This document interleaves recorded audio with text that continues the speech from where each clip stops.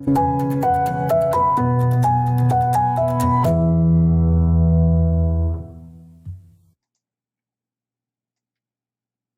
everyone, it's technology expert Burton Kelso here with another tech tip to help you get the most out of the technology in your life.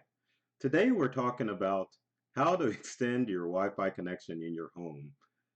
Sounds easy, doesn't it? No, but it's quite difficult because certain homes have certain structures that prevent Wi-Fi from going where it needs to go. And Wi-Fi is important because in our homes and in our businesses, we use Wi-Fi to connect all of our devices, whether it be a smartphone, tablet, laptop, or even desktop computer or smart home, you need Wi-Fi. So how can you make it work? Well, most people think that you can just go out and buy a router from their internet provider through leasing or go to the computer store and purchase a router and that it's going to cover your whole home. Well, depending on the size of your home, that doesn't always work. So what can you do? Well, there are several steps that we're going to take a look at and see how you can extend your Wi-Fi connection. And believe it or not, I'm going to come up with some tips to make it nice and easy for you. Well, number one, when it comes to a router, you want to put it in a central location. Central location is very important when it comes to a Wi-Fi network. Why is that? Well, your Wi-Fi works like a large umbrella. Let me do this. Ooh, so it extends like this, and it only does point of sight. So either above it or below it is going to get a strong signal. Or if you're right in a line of sight, you're going to get good signal with your Wi-Fi connection. To kind of give you an idea, let's take a look at this diagram. There's a wireless router. It's not the prettiest picture, but there's a router in the middle of a home, and that's where it should be placed. Sometimes, when your cable company will install a wireless setup, they'll do it to the near to the closest wall. Sometimes it'll wind up in the basement. Sometimes it'll wind up to the wall on the far end of your house. And a lot of cable providers won't run the coax cable needed to get the modem centrally located in your house. And it really puts a lot of us in a catch-22 situation. So what can you do about that? Well, if you can, try to convince your cable company to install your wireless router and your cable modem centrally in the house. If you're not able to make that happen, there are some other things that you can do to make that feat happen. Number two, as far as that's concerned, and that's one of the tricky things, is you got to wire your home or office if you can. And I know that's almost impossible because you would have to either A, have the house wired as you were building it, or B, spend a lot of money having an electrician come out or an IT guy come out and run cabling through your home in order to provide the best signal. Why is wired so important? Well, wireless offers the best signal. You can get up to 1,000 megabits per second through a wired connection as opposed to wireless that can get anywhere from 5 to, I would say a couple of hundred or more megabits per second. Wireless just carries the fastest signal. So if you want to get Wi-Fi to one side of your house to the other, sometimes you would have to install a network cable from one end to the house to the other, and then install a wireless access point, such as this M2 wireless access point that I have here. And we'll go into more in that in a second. What's the next thing you can do if you can't wire the house? Well, your only alternative is to extend the range of your wireless network.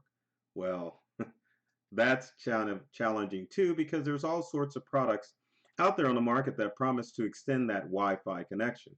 You've got routers, you've got wireless access points that all promise to extend your wireless, but I've got the best solution for you, and here it goes.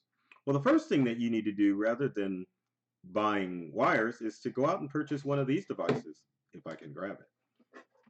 This TP-Link, there we go, Powerline. And I love how it says starter kit. It's kind of the only thing that you need. But what the TP-Link Powerline adapter does is that it uses your electricity, your power outlets in your house to act as a wired connection. So what you would do is that you would install the TP-Link. We'll take one here. You can install it in one outlet near your router, and then you can add the other TP-Link in a room where you want to install your wireless router. So what happens is once you plug this in and hit the buttons to get those things to sync up, and then you can see the buttons there, it'll send a signal connecting these two devices together. So with one end plugged into your router and the other end plugged into your wireless access point that's going to provide Wi-Fi, your devices will connect wired, giving you a nice strong signal. Now, as far as what you need to put on the other end, this comes up to my buddy M2 again. There's the M2, and you don't have to necessarily get this brand, but this M2, and I'll show the box here, is a wireless access point that, or a range extender that will allow you to actually extend your wireless range. So again, so that you're clear, because I know it's a lot of information to take in, you can go out and get a TP-Link Wi-Fi adapter, if I can get it in front of the screen here. And what it will do is you plug one in the outlet closest to your existing router, and you plug the other TP-Link connector in another end and the wall outlet near where you want to put your wireless range extender. Once you get those devices up and synced, then you can buy another Linksys router or an M2 like this device here, plug it in the end where you want to extend the wireless, and you will get good wireless coverage. TP-Link adapters usually run about $40 to $50 anywhere that you buy computer products, except for like Office Depot. So like a Micro Center or Best Buy is going to have that. Now keep in mind, if you install the TP-Link Powerline adapter, the power line in the home isn't going to give you as fast as a wired network, but it definitely will give you enough speed and signal strength. So if you wanted to wire a device in with your router and it's across the home and you don't want to purchase or have someone come out and install cable, you could do that. Or B, if you want to run a wired connection so you can connect one of these babies in to extend wireless in your house, then that's what it's made to do. Now it's fast enough for streaming, and it's fast enough for other wireless activities such as surfing the web, and it will allow you to connect any device to it. So keep that in mind if you are having problems with Wi-Fi. Of course, if you are having problems with Wi-Fi and you can't figure all this out, you can definitely call the folks at Integral. If you got comments or questions, leave them in the comment section below. Would love to hear from you to find out what tech tips you'd like me to feature in future videos. And speaking of videos, be sure to subscribe either to myself or Integral, lean back so you can see the logo, on social media and on YouTube. There's tons of videos there that will allow you to get more from the technology you use in your day-to-day life and in your business life.